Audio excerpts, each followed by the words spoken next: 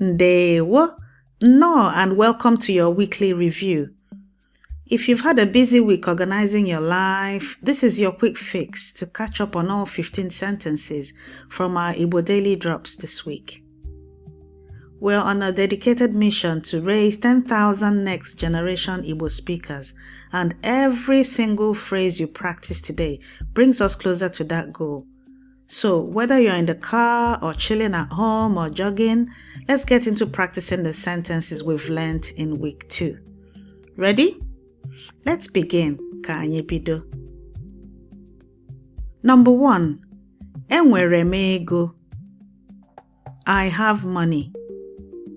Repeat after me. Enwere m ego.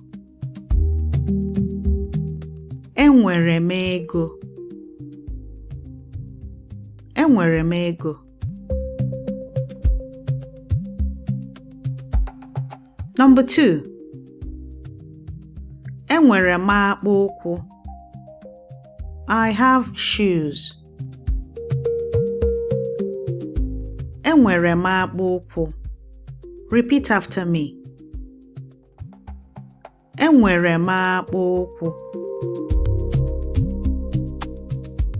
Enwere m akpụụkwụ. Enwere m akpụụkwụ.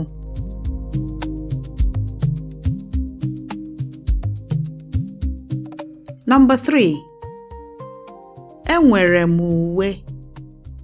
I have clothes. Enwere m uwe. Repeat after me. Enwere m uwe. Enwere m uwe. Enwere m uwe.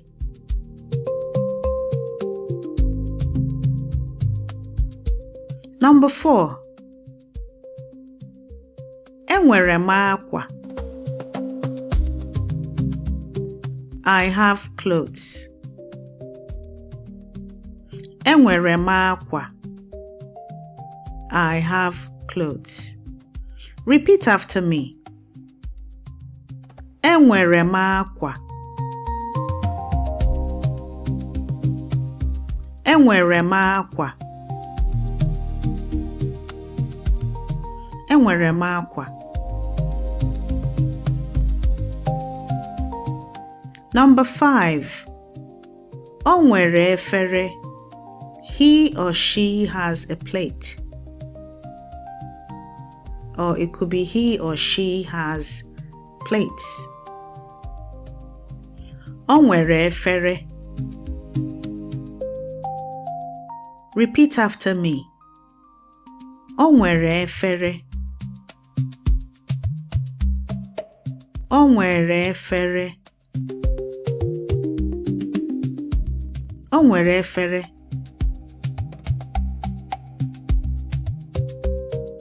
Number 6. Anyị nwere ụlọ. We have a house. Anyị nwere ụlọ. Repeat after me. Anyị nwere ụlọ. Anyị nwere ụlọ.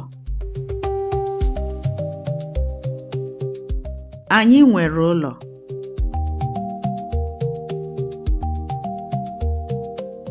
Number 7. Enwere m moto. I have a car. Like I said in the podcast, the Igbo name for car is ụgbọala, but out on the street, people rarely say ụgbọala. What you will always hear in Igbo land or anywhere really in Nigeria is moto. If you're in Yoruba land, you hear moto. But if you're in Igbo land, you hear moto. So moto means car. Igbo name for moto is ụgbọala. But we're going to learn the street way of talking. Enwere m moto. I have a car. Repeat after me. Enwere m moto. Enwere m moto. Enwere m moto. Number 8. Enwere m internet. I have internet. Repeat after me. Enwere m internet. Enwere m internet. Enwere m internet. Number 9. Enwere m passport. I have a passport. Enwere m passport. Repeat after me. Enwere m passport. Enwere m passport. Enwere m passport. Number 10. Enwere m nkịta.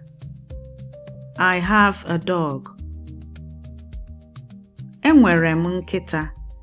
I have a dog. Repeat after me. Enwere m nkịta. Enwere m nkịta. Enwere m nkịta. Number 11. Enwere m ụmụ. I have children. Enwere m ụmụ. Repeat after me.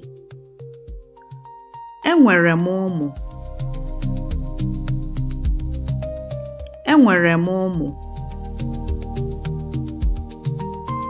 Enwere m ụmụ.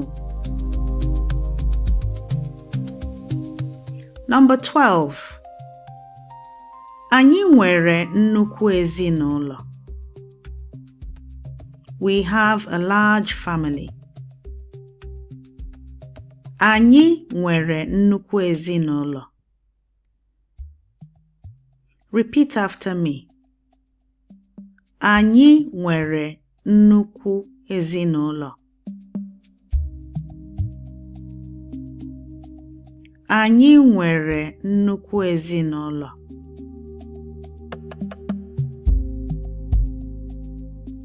Anyị nwere nnukwu ezinụlọ. Anyị nwere nnukwu ezinụlọ. Number 13. Nri ọ dị? Is there food? Nri ọ dị? Is there food? Repeat after me. Nri ọ dị? Nri ọ dị? Nri ọ dị? Nri ọ dị? Number 14. Ị nwere ofe? Do you have soup? Ị nwere ofe? Do you have soup? Repeat after me. Ị nwere ofe? Ị nwere ofe? Ị nwere ofe?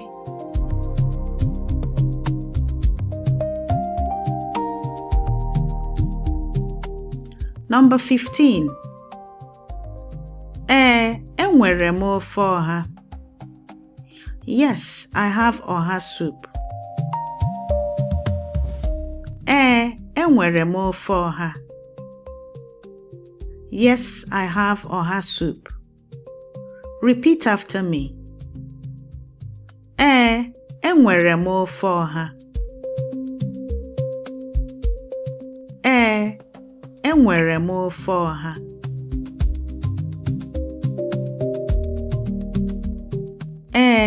Enwere m ofe ọha. Enwere m ofe ọha.